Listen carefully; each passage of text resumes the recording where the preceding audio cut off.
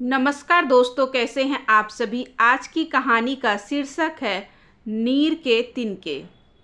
मधु, दादाजी का पत्र आया है। मधु, अनिल ने दोबारा आवाज़ दी। दूसरे कमरे से मधु के निर्देश की एवं खटर पटर की आवाज़ें आ रही थी। दिवाली की साफ सफाई और रंगाई पुताई हो रही थी। दो मजदूर अंदर लगे थे और मधु उन्हें बीच बीच में बताती जाती थी।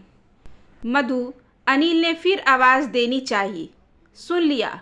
कमर पर हाथ रखे मधु दरवाजे पर चली आई, सिर पर तौलिया बांधे। क्या लिखा है? यही न कि त्योहार में घर चले आओ। मुझे नहीं जाना, साफ मना कर दो। नहीं मधु, ये बात नहीं है। मधु के उत्तेजित स्वर पर अनिल ने उसे बताया। माँ की तबीयत ज़्यादा खराब है। बुलाने के लिए तो उन्होंने कुछ लिखा भी नहीं है। क्या हो गया अम्मा को? अब मधु का स्वर सामान्य था। सांस ज़्यादा फूलने लगी है। शहर के डॉक्टर को दिखाया है, एक्सरे हुआ है। ओह, लाओ पत्र मुझे दो। मधु ने पत्र अनिल के हाथ से ले लिया। मधु एवं अनिल ने इस बार निर्णय लिया था कि हर बार की तरह गांव न जाकर दिवाली यहीं मनाएंगे। आखिर 5 साल से वह यहाँ रह रहे हैं। यार लोगों में उठना बैठना है, पड़ोस में अच्छी जान पहचान है। जब मिलने मिलाने का वक्त आता है तो बोरिया बिस्तर बांधकर गांव चल देते हैं। यह भी कोई बात हुई? इसी कारण मधु के आग्रह पर अनिल ने घर पत्र भेज दिया था कि वह दिवाली में गांव नहीं आ सकेंगे। पर ऐन दिवाली के 4 दिन पूर्व यह पत्र आ गया। शाम तक मधु के निर्णय सुना दिया कि अनिल घर जाकर माँ को देख आए। वह यदि साथ में गई तो फिर त्यौहार पर लौट नहीं पाएगी। मधु यही रह जाएगी तो अनिल को दिवाली पर वहाँ कोई नहीं रोकेगा। सुनो, रुकना नहीं, चले आना। अम्मा की तबीयत जरा संभले तो आ जाना। कह देना कि मजदूर लगे हैं सफाई में, वरना मैं ज़रूर आती। अनिल सिर हिलाता हुआ चला गया। बिटिया टिंकी 3 वर्ष की थी। वह और मधु सिर्फ 2 लोग घर में रह गए। अनिल धनतेरस पर भी नहीं आया। छोटी दिवाली आकर चली गई और फिर दिवाली का बड़ा पर्व भी आ गया। पर दोपहर तक अनिल नहीं आया। सारा घर मजदूरों की सहायता से धो पोंछ कर उसने एक एक झरोखे भी साफ कर दिए थे। ढेर सारे दीपों की पंक्तियां यहाँ सजाएगी। 2-3 तरह की मिठाइयाँ बनाई थी। अपनी गृहस्थी में पहला पर्व मनाने की उमंग थी, पर अनिल के न आने पर वह बुझ गई। दिवाली वाले दिन किसी शोर पर उसकी नींद खुली। टिंकी उसके गले में अपनी बाहें डाले बेधड़क सो रही थी। उसने टिंकी को हौले से परे किया तो वह कुनमुनाई, पापा कहती वह फिर सो गई। नीचे मकान मालकिन के बेटे बहू बीकानेर से आए थे। मधु रुआंसी होने लगी। यदि अनिल आज भी नहीं आया तो वह अकेली क्या करेगी, किसके लिए यहाँ सब तैयारी करेगी।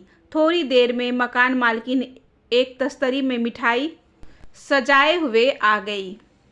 बीकानेर की प्रसिद्ध खोए की मिठाई है। आज मेरा घर भर गया बहू बच्चों के आ जाने से। पर चाची, इतनी दूर से वे इलाहाबाद हर साल आते हैं। कितना पैसा तो आने जाने में लग जाता होगा। मधु ने कहा, बेटी, रिश्तों से बड़ा तो पैसा नहीं है। बिना बच्चों के कहीं त्यौहार होता है। मकान मालकिन चली गई, पर मधु अनमनी सी बैठी रही। कहीं घर पर अम्मा की तबीयत ज़्यादा तो नहीं खराब हो गई। अनिल के रुकने का मतलब जरूर गंभीर बात है। क्या करे वह? क्या वह भी चली जाए? पर ऐसा ना हो कि इधर वह जाए और उधर अनिल आ जाए। मधु के घर के बगल में श्रीमती रस्तोगी रहती थी। पति पत्नी दोनों बैंक में काम करते थे। मधु को देखकर उन्हें आश्चर्य हुआ। अरे भाभी जी, आप घर नहीं गई इस बार? नहीं, ये गए हैं। तो आप यहाँ अकेली क्या कर रही हैं? वह असल में बात यह हुई, मधु अटपटा रही थी बोलने में। माँ की तबीयत खराब थी, इधर मजदूर लगे थे, इस कारण इन्हें ही जाना पड़ गया। तब तो आपको भी जाना था।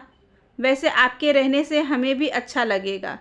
हम तो मद्रास से इतनी दूर हैं कि बार बार जाना नहीं हो पाता। मधु मन ही मन कुढ़ी। इनकी राय जाने किसने मांगी थी। एक तो अनिल के ना आने पर मन यूं ही उदास है, उस पर इनका भाषण। टिंकी बार बार दरवाजे पर आती, जब भी किसी रिक्शे की आवाज़ आती, कब आएंगे पापा कहती हुई वापस आकर माँ की गोद में लिपट जाती। शाम 7 बजे अनिल आया। पूरा घर अंधेरे में डूबा था, बस एक दिया टिमटिमा रहा था। आसपास के घरों में दीपों की झिलमिलाहट, पटाखे, फुलझड़ियों का शोर हो रहा था। यह अंधेरा क्यों करके रखा है? अनिल ने घर में घुसते ही पूछा। तुम जो न थे, उजाला करती भी तो किसके लिए? मधु का स्वर रुआंसा हो गया। माँ की हालत अभी ठीक नहीं हुई है। 2500 टेस्ट चल रहे हैं, पर दादाजी एवं माँ ने ज़बरदस्ती मुझे भेज दिया कि वहाँ त्यौहार में बहू बच्ची के साथ अकेली होगी। त्यौहार मनाया गया, पर वह उत्साह एवं उमंग न थी जिसकी तैयारी मधु ने बहुत पहले से कर रखी थी।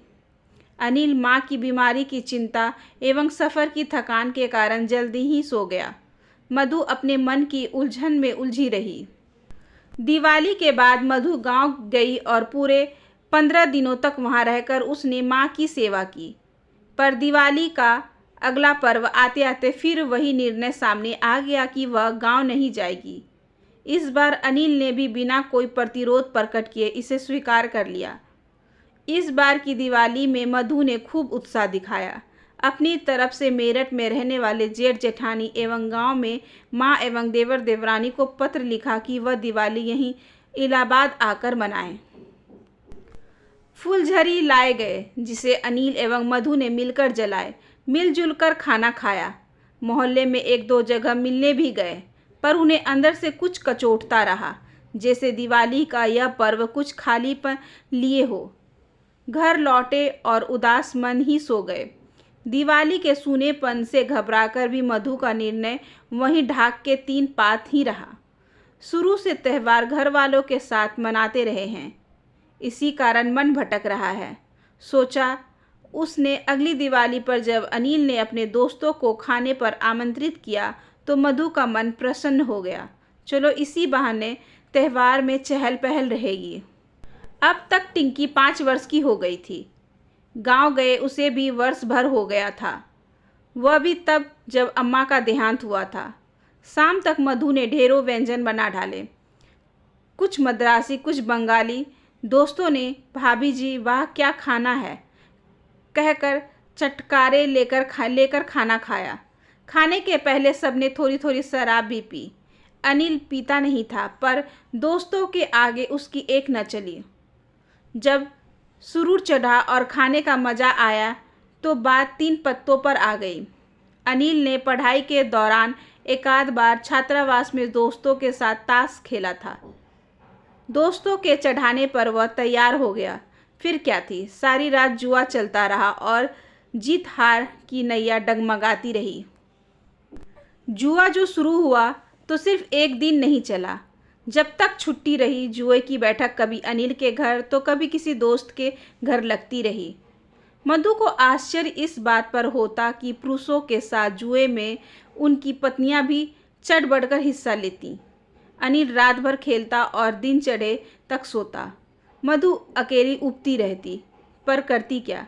दिवाली पर अनिल को छूट उसी ने तो दी थी। इसके पहले की जिंदगी कितनी अच्छी थी। शांत जीवन में जैसे भूचाल आ गया था। त्यौहार पर घर जाते थे और छोटे मोटे पर्वों पर भी। टिंकी के जन्मदिन या उनकी शादी की वर्षगांठ वह अपने तरीके से मनाते। टिंकी के जन्मदिन पर गांव से अम्मा या दादाजी जरूर आते। शादी की वर्षगांठ पर मेरठ वाली जिठानी उन्हें शुभकामना का निमंत्रण भेजने के साथ वहां आने का भी आमंत्रण साथ भी भेज देती। अब मधु को महसूस हुआ कि दिवाली पर गांव जाना बंद करके उसने कितनी बड़ी भूल की है। पर अब वह क्या कर सकती है। अब तो कहने पर भी अनिल दिवाली पर घर चलने को राजी नहीं होता। गांव से देवर देवरानी का पत्र बराबर आता है, पर अनिल दिवाली में कहीं जाना ही नहीं चाहता। आखिर उसने दादाजी को पत्र लिखा। जिसमें अनिल की बिगड़ती हुई आदतों का भी जिक्र किया। जवाब में जो दादाजी ने लिखा वह एक कठोर सत्य था। उसमें अपनी संस्कृति, अपनी मर्यादा का उल्लेख था।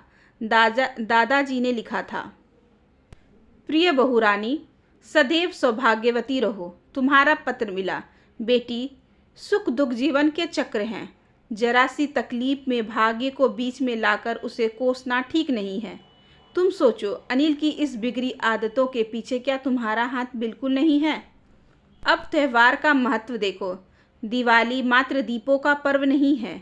त्यौहार इसी कारण बनाए गए हैं कि दूर दराज रह रहे अपने परिवार के सदस्य इसी बहाने एक बार इकट्ठे होते हैं। वरना सोचो, बाहर निकलने के बाद क्या साल भर कोई यूं ही समय निकाल पाता है आने का? त्यौहार ना हो तो शायद ब्याह शादी में ही लोग इकट्ठे हो, और शादी घर में हर वर्ष पड़े, यह जरूरी तो नहीं। दिवाली में खरीफ की फसल कटती है, उसकी खुशी दीप जलाकर प्रकट की जाती है। इसी बहाने घर की साफ पुताई भी हो जाती है। बरसात में कीड़े मच्छर बहुत हो जाते हैं जो दीप में जलकर नष्ट हो जाते हैं। घर आने जाने से अपने परिवार के प्रति व्यक्ति का प्यार बना रहता है। अपनी प्रतिष्ठा का भय और बड़े बूढ़ों के सम्मान का प्रश्न भी रहता है। बेटी, जो गलती हो गई उसे दोहराना मत। अगली दिवाली तुम यहीं मनाओगी। लेने मैं स्वयं आऊँगा। तुम्हारा दादा। पत्र पढ़कर उसने एक लंबी सांस ली। पत्र मोड़कर उसने रख लिया और कैलेंडर पर दिवाली की छुट्टी के लाल निशान पर उसकी नज़र अटक कर रह गई। आशा करती हूँ कि आज की ये छोटी सी कहानी आपको अच्छी लगी होगी। अगर अच्छी लगी हो तो please like, share and subscribe करें हमारे चैनल को। ज़्यादा से ज़्यादा शेयर करें और बेल आइकन को ज़रूर प्रेस कर लें ताकि अगली वीडियोज़ की नोटिफिकेशन आपके पास सबसे पहले पहुँचे। धन्यवाद।